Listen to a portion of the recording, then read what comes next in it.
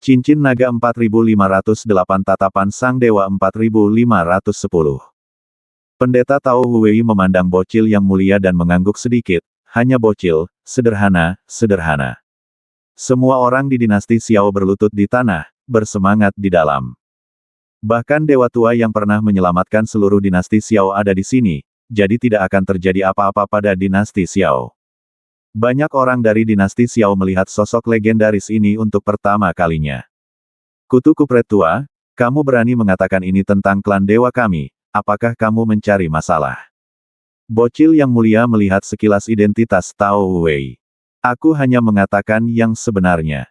Bahkan jika kamu membunuhku, itu tidak akan mengubah fakta bahwa klan dewamu sedang menurun. Kata Tao Huwei. Wajah bocil yang mulia berubah jelek. Kutu Kupret tua, kamu sedang mencari kematian. Aura di tubuh bocil yang mulia mulai meningkat, dan dia meninju Tao Zong Huwei untuk membunuhnya. Pedang bocil yang mulia pangeran ke-10 telah hilang, dan dia tidak mengambil senjata, tetapi hanya meninjunya. Pukulan ini menyebabkan wajah Tao Huwei sedikit berubah, dan tatapan di tangannya langsung meleduk dengan cahaya keemasan, dan kemudian menusuk ke arah bocil yang mulia pangeran ke-10. Tongkat kayu yang tampak biasa ini ternyata adalah senjata ajaib. Ledukan. Jalan itu meraung, kehampaan berguncang, dan seluruh kota kekaisaran sepertinya terhapus oleh aura teror yang kacau. Semua orang menyaksikan dengan gugup. Seorang raja dewa yang pernah menyelamatkan dinasti Xiao sedang memukuli seorang anak, bukan hanya dengan sejumput di tangannya. Tapi saat pukulan dan tongkat itu saling bertabrakan. Lingkungan sekitar menjadi sunyi sesaat, dan segala sesuatu yang menakutkan tadi tampak hening. Tongkat Tao Huwei bersentuhan dengan tangan bocil yang mulia pangeran ke-10. Di mata semua orang, tongkat Tao Huwei mulai patah, dan seluruh tubuh Tao Huwei hancur sedikit demi sedikit seperti patung batu. Jiwa Tao Huwei melayang tak berdaya di udara pada saat ini, tanpa ekspresi di wajahnya. Melihat pemandangan ini, semua orang di dinasti Xiao yang baru saja bersemangat tercengang. Dengan satu pukulan, Raja Dewa di hati mereka dikalahkan. Apakah ini terlalu keterlaluan? Dan bocil yang ke-10 masih belum menggunakan senjata. Wajah semua orang di dinasti Xiao pucat pasi. Tuan Wuliang menghela nafas pelan, hei, Wu Wei ini sepertinya telah terperangkap selama bertahun-tahun, dan kekuatannya juga menurun drastis. Keledai botak Wuliang, sepertinya kita tidak bisa kembali ke surga bersama-sama. Setelah Tao Huwei selesai berbicara, jiwanya perlahan menghilang. Tepat ketika jiwa Tao Huwei menghilang, Tao Uji di kota Sun Mun tiba-tiba mengerutkan kening. Guru Tao, ada apa? Lin Chong bertanya dengan bingung. Kaisar Lin, saya harus pergi sebentar. Setelah mengatakan itu, sosok Tao Uji menghilang seketika. Saat ini, semua orang di dinasti Xiao diliputi keputusasaan. Mereka tidak melihat harapan, dan semua orang mengira dinasti Xiao telah berakhir. Bahkan Dewa Ilahi bukanlah tandingan bocil yang mulia 10, siapa di antara mereka yang bisa menolak. Seluruh dinasti Xiao tampaknya telah kehilangan vitalitasnya, dan semua orang telah kehilangan semangat juangnya. Dinasti Xiao, apakah ini akhirnya? Xiao Feng membuka mulutnya perlahan, dia tidak mengerti bahwa setelah dia menjadi putra mahkota, dinasti Xiao telah berakhir. Mungkinkah dia membunuh dinasti Xiao karena nasibnya sendiri? Bahkan jika itu berarti kegagalan, bahkan jika itu berarti kematian, bagaimana kita, orang-orang dinasti Xiao, bisa begitu rendah hati? Saat ini, suara Xiao Yuanshan terdengar dari langit. Ayah! Xiao Feng dan Xiao Jian berteriak pada saat bersamaan. Ledukan. Dari pusat dinasti Xiao, aura menakutkan membubung ke langit. Saat dunia berguncang, sesosok tubuh muncul.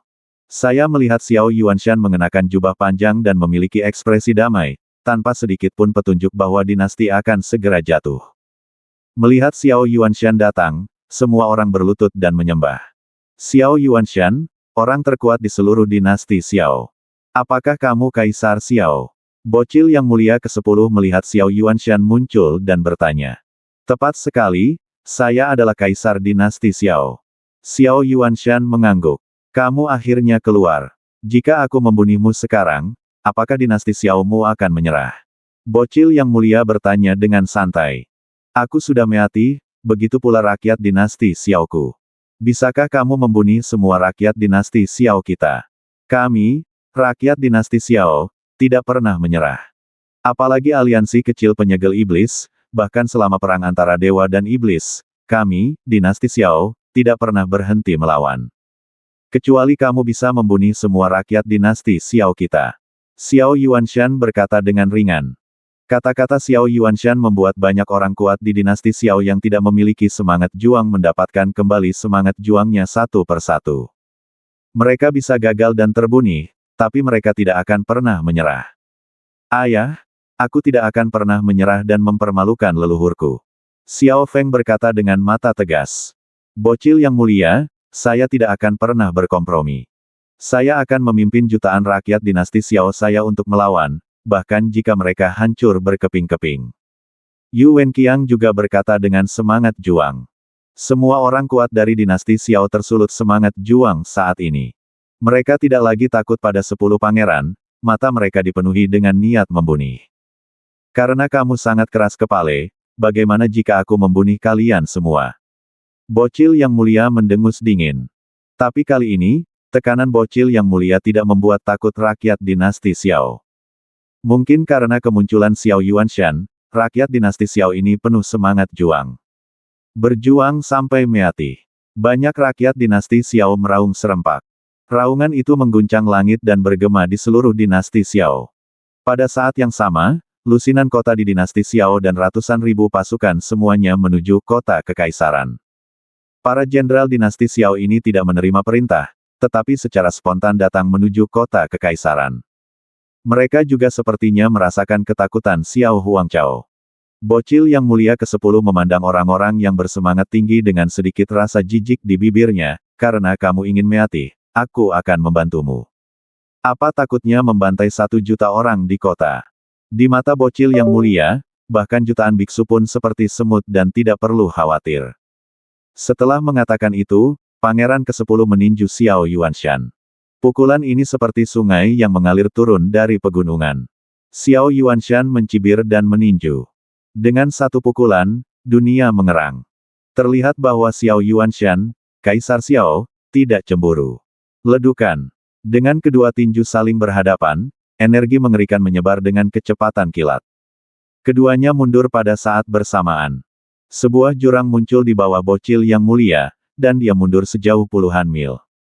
Adapun Xiao Yuanshan, bangunan di bawahnya menjadi abu, dan sosoknya bahkan mundur ratusan mil. Melihat pemandangan ini, semua orang terlihat murung, tapi tidak ada yang bergeming. Dalam sekejap, sosok kedua orang itu kembali ke posisi semula, seolah-olah mereka tidak pernah mundur. Kaisar dinasti Xiao hanyalah orang biasa-biasa saja. Bocil yang mulia pangeran ke-10 tersenyum dingin. Mata Xiao Yuanshan sedikit menyipit, dan dia berkata dengan sungguh-sungguh, kamu tidak lebih dari itu. Benarkah? Bocil yang mulia ke-10 berkata dengan nada menghina, saya hampir lupa memberitahu Anda bahwa tinju saya adalah yang terburuk. Xiao Yuanshan tersenyum, aku juga lupa memberitahumu bahwa tinjuku tidak menggunakan kekuatan apapun. Kalau begitu, ayo lanjutkan. Pangeran ke-10 meleduk. Xiao Yuanshan tiba-tiba membuka telapak tangannya, dan kota kekaisaran di bawahnya mulai bergetar. Dari bawah kota kekaisaran, aura yang tak terhitung jumlahnya seperti gelombang pasang, berkumpul menuju Xiao Yuanshan. Binatang spiritual di seluruh kota kekaisaran juga mengeluarkan semburan duka pada saat nafas itu digunakan, dan kemudian jatuh ke tanah dan mati. Kaisar Xiao sebenarnya menghabiskan semua energi binatang spiritual di kota kekaisaran. Harganya sangat mahal. Yu Wenqiang melihat pemandangan ini dan tidak bisa menahan nafas. Xiao Yuanshan maju selangkah dan melanjutkan dengan pukulan. Pukulan. Ledukan. Pukulan ini secara langsung membuat 10 pangeran itu mundur ratusan mil. Xiao Yuanshan tidak berhenti, tetapi sosoknya menghilang, dan ketika dia tiba di depan bocil yang mulia, dia meninju lagi. Ledukan. Ledukan. Bocil yang mulia sekali lagi mundur 100 mil. Saat ini, semua orang menjadi bersemangat dan ingin melompat. Meskipun semua makhluk spiritual di kota kekaisaran telah kehilangan nyawanya, mereka mati dengan baik. Seluruh kota kekaisaran terus mengalirkan aura ke tubuh Xiao Yuanshan. Xiao Yuanshan tidak bertarung sendirian saat ini. Xiao Yuanshan melancarkan serangan dahsyat terhadap bocil yang mulia Pangeran ke-10. Dia ingin membalas dendam rakyat dinasti Xiao yang telah meninggal dan memperbaiki nama dinasti Xiao. Dinasti Xiao tidak geblek. Serangan Xiao Yuanshan sangat tajam. Meskipun yang ke-10 mundur, dia tidak panik sama sekali. Dia dengan tenang menghindari serangan Xiao Yuanshan. Ketika Sentian melihat pemandangan ini, dia sedikit mengernyit, dengan sedikit kekhawatiran di wajahnya. Meskipun tampaknya Xiao Yuanshan lebih unggul dan yang ke-10 dipukul mundur dengan mantap, yang ke-10 tidak terlihat panik. Selain itu, yang ke-10 tidak mengeluarkan senjata apapun. Sentian tidak percaya bahwa yang ke-10 hanya memiliki pedang panjang di tangannya. Ledukan. Ledukan. Disertai dengan suara keras, pukulan yang tak terhitung jumlahnya memaksa 10 pangeran mundur ratusan mil. Meskipun setiap serangan Xiao Yuanshan sangat menakutkan, yang ke-10 tidak terluka sama sekali. Sepertinya sudah waktunya aku bersenang-senang denganmu. Setelah bocil yang mulia selesai berbicara, sebuah pisau panjang tiba-tiba muncul di tangannya. Pisau panjang ini sama persis dengan pisau panjang yang patah. Memotong. Memotong. 10 pangeran memotongnya dengan satu serangan. Cahaya pedang yang menakutkan langsung menuju ke Xiao Yuanshan. Xiao Yuanshan tidak berani gegabah, jadi dia hanya bisa mengepalkan tangannya, menambahkan aura yang tak terhitung jumlahnya ke tubuhnya, dan tiba-tiba meninju untuk menahan cahaya pedang. Kali ini, Xiao Yuanshan mencoba yang terbaik. Pihak lain benar-benar menggunakan senjata, yang membuktikan bahwa dia juga menggunakan seluruh kekuatannya. Ledukan. Ledukan. Saat cahaya pedang dan angin tinju bertabrakan, ekspresi Xiao Yuanshan berubah drastis. Tinju Xiao Yuanshan langsung hancur berkeping-keping, dan seluruh tubuhnya dibombardir oleh cahaya pedang. Tubuh Xiao Yuanshan terbang mundur, dan nafas di tubuhnya langsung runtuh. Aura binatang spiritual di kota kekaisaran juga telah menghilang. Bocil yang mulia tidak berhenti, tapi mengayunkan pisau panjang di tangannya lagi. Ledukan. Ledukan. Pukulan lainnya, pisau ini kembali mengenai tubuh Xiao Yuanshan. Aura makhluk roh yang berkumpul di tubuh Xiao Yuanshan benar-benar lenyap. Saat semua orang melihat pemandangan ini, mereka langsung tercengang. Kontrasnya sangat bagus. Baru saja, Xiao Yuanshan menggunakan nafas binatang spiritual di kota kekaisaran untuk memukul mundur yang ke-10. Mengapa pihak lain menjadi begitu kuat dalam sekejap mata? Keseimbangan kemenangan dan kekalahan miring terlalu cepat. Tubuh Xiao Yuanshan terjatuh di depan semua orang, luka di tubuhnya mulai berdarah, dan wajahnya sangat jelek. Semua orang memandang Xiao Yuanshan, tidak tahu bagaimana cara berbicara atau bagaimana menghiburnya. Kaisar Xiao, kamu bukan lawanmu. Sentian memandang Xiao Yuanshan dan bertanya. Xiao Yuanshan menggelengkan kepalanya, tidak ada lawan. Kekuatan anak di depanku terlalu menakutkan. Dengan kekuatan seperti itu di usia seperti itu, aku khawatir dia bukanlah seorang biksu di dunia surga dan manusia. Lagi pula, ada ribuan dunia di alam semesta, dan dunia para dewa dan manusia hanyalah salah satu dari dunia yang tidak penting dalam budidaya makhluk abadi. Bocil yang mulia, jika tidak, Anda dapat menggunakan metode rahasia nenek moyang Anda untuk menyerap kekuatan keberuntungan dari dinasti Xiao saya. Mungkin Anda masih memiliki kesempatan. Yu Wenqiang berkata pada Xiao Yuanshan. Tidak, keberuntungan dinasti Xiao bukan milikku. Bagaimana aku bisa menyerapnya dengan santai? Tanpa keberuntungan, dinasti Xiao mungkin tidak akan bertahan lama. Xiao Yuanshan menggelengkan kepalanya. Saat Xiao Yuanshan selesai berbicara, suara bumi berguncang dan gunung berguncang datang dari segala arah di kota kekaisaran. Segera setelah itu, ratusan ribu pasukan menyerbu masuk. Setiap prajurit dinasti Xiao mengenakan helm perak dan baju besi emas, dan aura yang tak terhitung jumlahnya memenuhi langit di atas kota kekaisaran. Bersambung.